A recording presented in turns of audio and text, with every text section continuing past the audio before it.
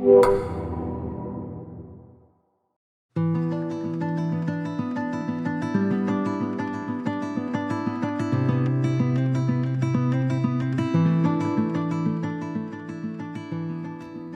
you remember which teachers taught you to read literature during your formative years? What values did they convey to you? Did they show you how to pay attention to the representation of violence against women that so often appears in texts? Do you really believe in the ideological neutrality of literary education?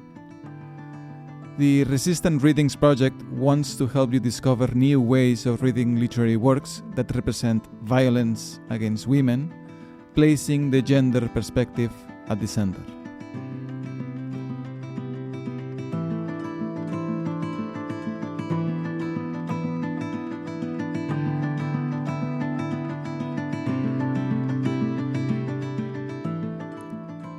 Author and title: Kawakami Mieko, Breasts and Eggs.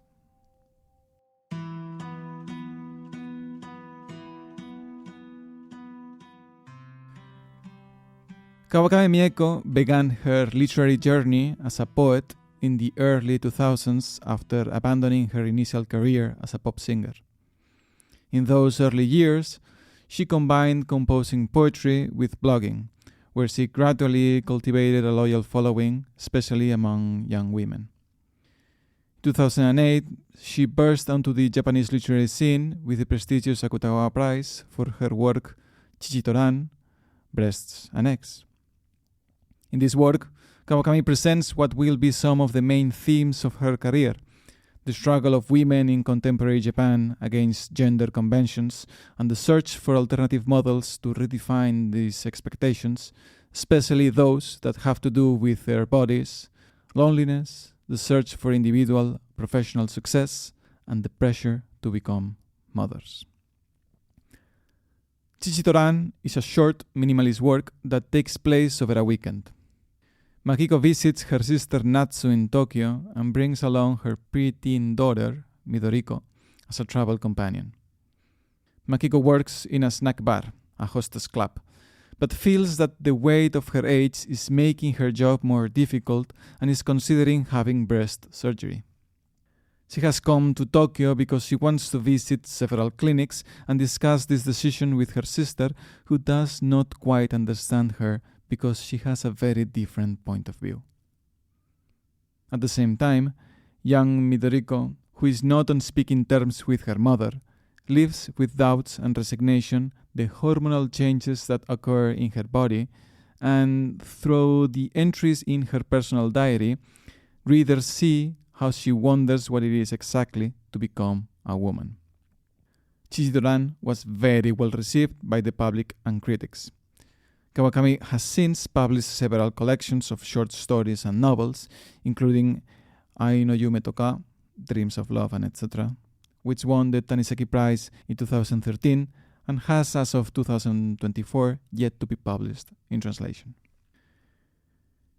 In 2019, Kawakami published Natsu Monogatari, an extension of the original story told in Chichitoran, and which, for this reason, bears the same name of Breasts and Eggs in its translation into other languages. The novel uses the same characters, but includes a second, longer part set 10 years later. Natsu is trying to consolidate her career as a novelist, and at the same time is considering becoming a single mother. Marked by a childhood in a poor and dysfunctional family in Osaka, and raised by her mother and grandmother, both working women, Natsu wants to deconstruct and redefine the institution of the family and identify whether her desire to be a mother is really her own and autonomous, or a social imposition. The novel raises these conflicts, her conversations with the women around her, and the difficult experience of exploring the limited options that Japanese women have to become mothers outside the traditional model of heterosexual marriage. Natsu Monogatari was a resounding success. It went from being a bestseller in Japan to being translated into more than 30 languages. In English, it was translated by Sam Bett and David Boyd and published by Europa Editions. Kawakami is starting to be seen as the new face of contemporary Japanese literature. An author who addresses feminist issues with a class perspective and with the ability to attract and retain the attention of a diverse and international audience who see in the conflicts of her characters a reflection of some of the main symbolic and institutional violence suffered by women in the 21st century.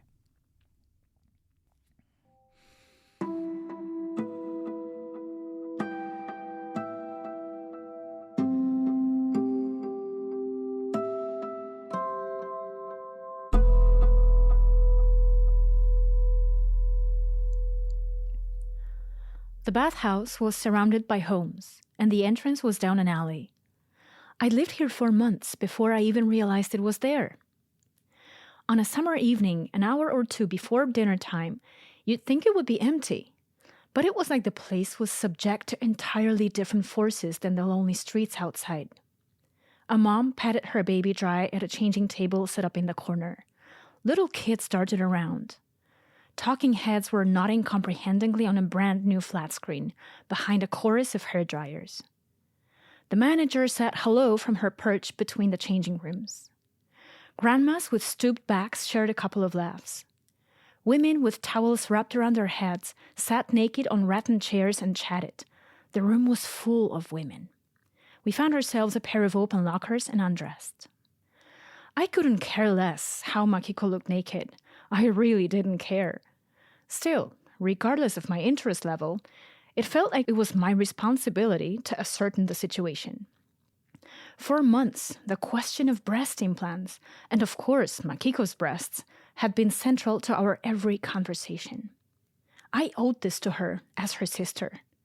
Breast implants and Makiko's breasts, I had a hard time linking these two thoughts. I had to confront the problem at the source. The breasts she so desperately wanted to enlarge. What were we dealing with here? Like I said, back when we used to live together, Makiko and I were at the bathhouse all the time, but I couldn't for the life of me remember what her boobs were like. She undressed, back turned toward me, and stuffed her clothes inside the locker. I managed to sneak a few glances. She looked twice as skinny without clothes on, which distracted me enough I forgot all about her breasts. From behind, I could see between her thighs where they should have pressed together. If she bent forward, her vertebrae and ribs, and the section of her pelvis just above her hips, poked out through her skin. My jaw dropped. Her shoulders were gaunt. Her neck was thin, making her head look enormous. I had to look away. "Let's go in," Makiko said, holding a towel to her chest. Without the slightest hesitation, Makiko scanned the bodies of the other women in the room as if devouring them, especially the ones who stepped into the tub. It was embarrassing to sit beside her, to the point I wound up whispering, "Stop it, Maki." But I seemed to be the only one concerned that one of them might take offense. She barely answered me. She didn't care. At some point, I gave up and joined in her evaluation of the women in the room. It appeared that the preoccupation or shame or insatiable curiosity that drove Makiko to fixate on her breasts was about more than size alone. Color was a major factor. I tried to imagine Makiko getting out of the bath, whatever time that was for her, and heading over to the fridge to grab the 2 small bottles of medicine, which she proceeded to apply to her own nipples, making them burn and itch like hell. These days, even high schoolers are getting plastic surgery, so some people must think burning your nipples is a tiny price to pay. But this was my own sister. What had possessed Makiko to do this at this stage in her life? Not like I didn't have hang-ups, or at least a lack of confidence when it comes to my own breast. I'd be lying if I said it hadn't crossed my mind. I was young once, but I was never pretty. When something isn't there, inside or out, how are you supposed to seek it out? Pretty faces, gorgeous skin, the sort of shapely breasts that anyone would kill for. I had nothing of the sort. I gave up wishing I could look like that 1,000,000 years ago. What was up with Makiko? What made her so enthusiastic about implants? Why did she want to make her nipples look pink? Try as I may, I couldn't think up a good reason. Not that she needed one. Wanting to be beautiful was reason enough. Beauty meant that you were good, and being good meant being happy. Happiness can be defined all kinds of ways, but human beings, consciously or unconsciously, are always pulling for their own version of happiness. Even people who want to die see death as a kind of solace and view ending their lives as the only way to make it there. Happiness is the base unit of consciousness, our single greatest motivator. Saying, I just want to be happy, trumps any other explanation. But who knows? Maybe Makiko had a more specific reason, not just some vague idea of how to make herself happy.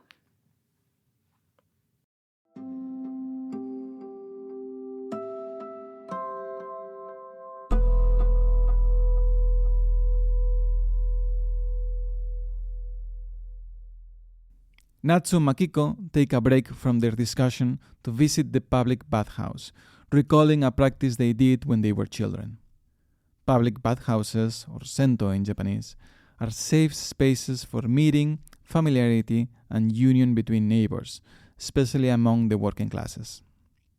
The nakedness of bodies, normally seen as something to hide, is naturalized in this context. Kawakami has commented in some interviews how bathhouses are, for her, an ideal space to visualize the bonds that unite women, but on this occasion they also serve to show how patriarchal judgments about the female body are also fed by the same women who suffer them.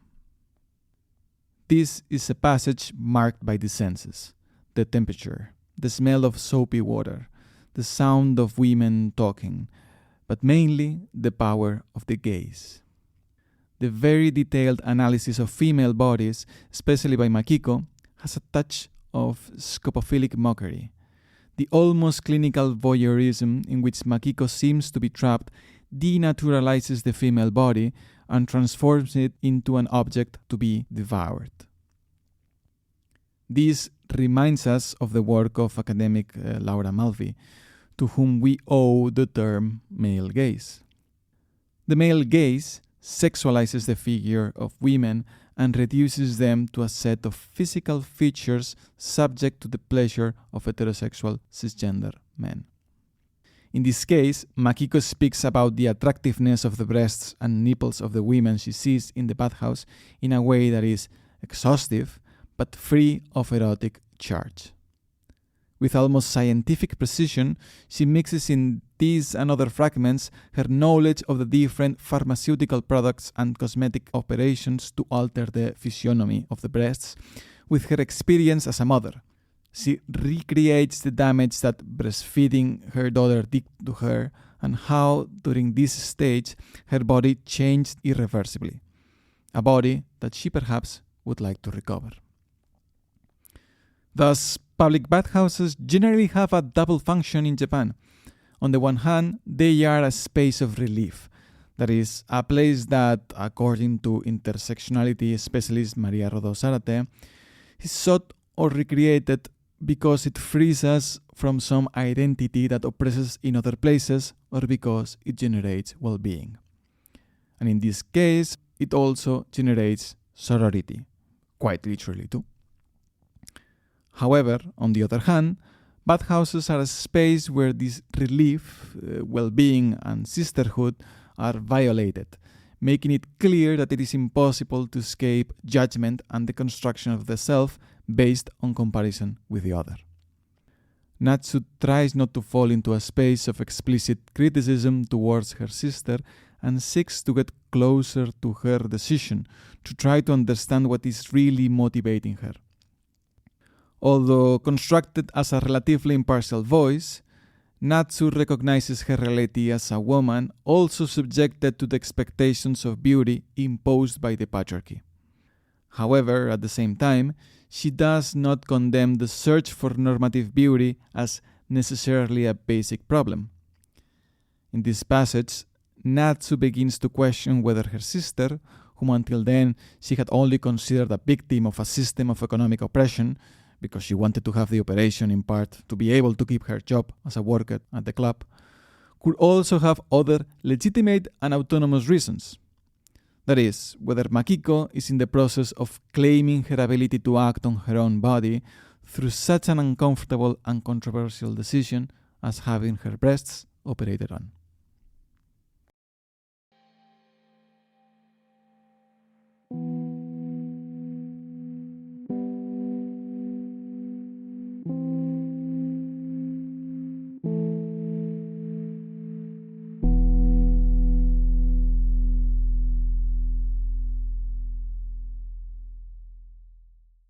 As I was wondering about this, the door rumbled open.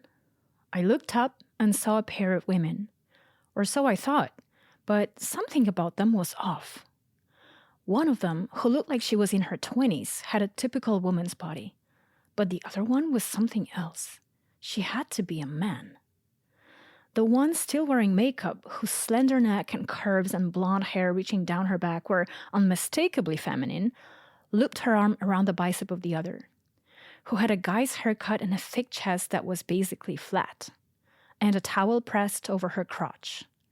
I didn't know if this was their first visit to the bathhouse or if they'd been there before. All I knew was that I'd never seen either of them. All the other bathers tensed up too.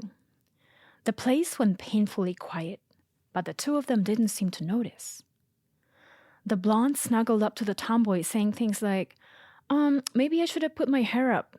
But the tomboy plopped down at the edge of the tub, leaning slightly forward as she nodded. They seemed to be a couple, but I couldn't be sure. From the looks of it, though, they were boyfriend and girlfriend. I tried seeing what the tomboy had between her legs, but the way she held her towel made it impossible to tell. The two of them snuggled up on the edge of our tub, dipping their feet in the water.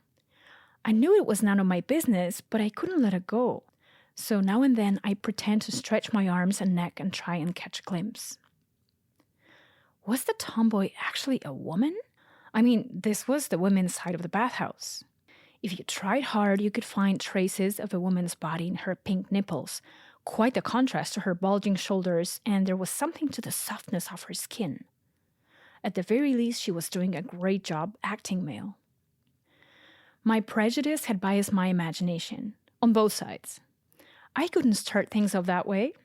So how was I supposed to address the tomboy without insulting her and get my point across and find out what I wanted to know? Concentrating my awareness on my frontal lobe, I rubbed my thoughts together with ferocious speed, like a person rubbing sticks together to make fire, and waited for the smoke to trickle from the wood. Under the assumption that the tomboy was a decent person, I tried to think up a scenario where I'd say one thing and she'd respond agreeably, after which I'd make a joke and we would start a conversation. But then I noticed her checking me out. I was the one with the questions. Why look at me? Was she so pissed that she was gonna deck me? The thoughts kept coming, but I couldn't look away. That's when I sensed something separate from her gaze, something inside of her. Whatever it was, it felt like it was pressing me. It went beyond unease and agitation. It was staring me down. The blonde said something funny. The tomboy turned to her and laughed. Seeing that side of her face, a voice inside my head asked, "Is that Yamago?"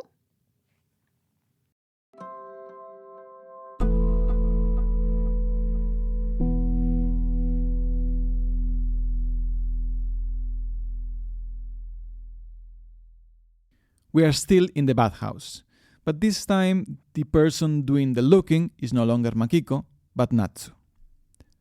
A couple has entered the room, and one of the two women has a social presentation of her gender that we must understand as more masculine, regardless of her biological condition. Without having to address it openly, Kawakami uses the occasion to talk about the gaze on trans people and the debates that still occasionally arise about the legitimacy of their participation in spaces that are considered to be of relief and that are on the border between the public and the private. Natsu, until then, had considered herself a relatively open and flexible person regarding the diverse definition of what a woman can be. She was also beginning to value her sister's autonomy to perform cosmetic surgery.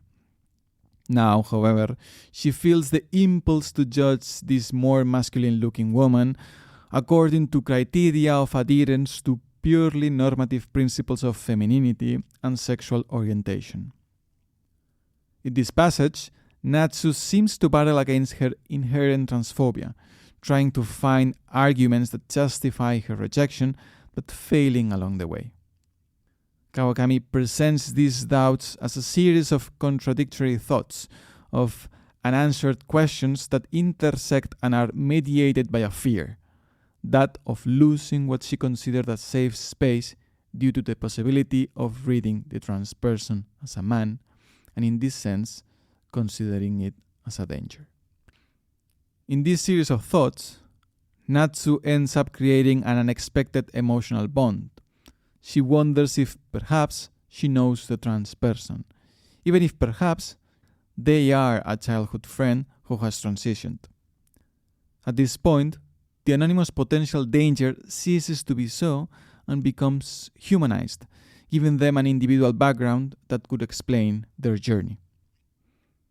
The author does not want to confirm the identity of this person to the reader, but it is not necessary.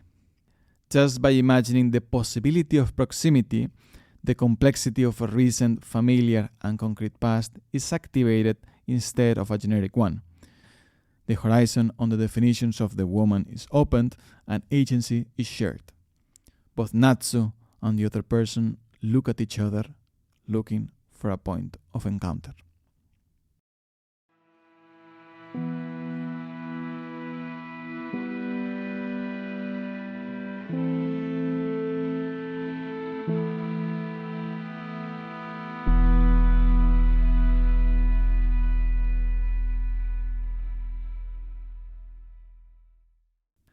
Body, gaze, motherhood, expectations, and a strong and autonomous personal quest to redefine it all. This, together with a brave exploration of the structural violence surrounding the desire to be a mother outside a normative family model, can be found in Kawakami Mieko's novel, Breasts and Eggs.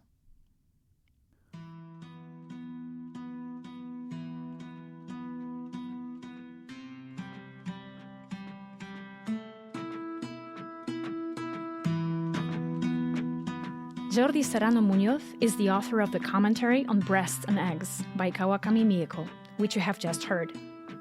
Both excerpts were translated by Sam Bennett and David Boyd.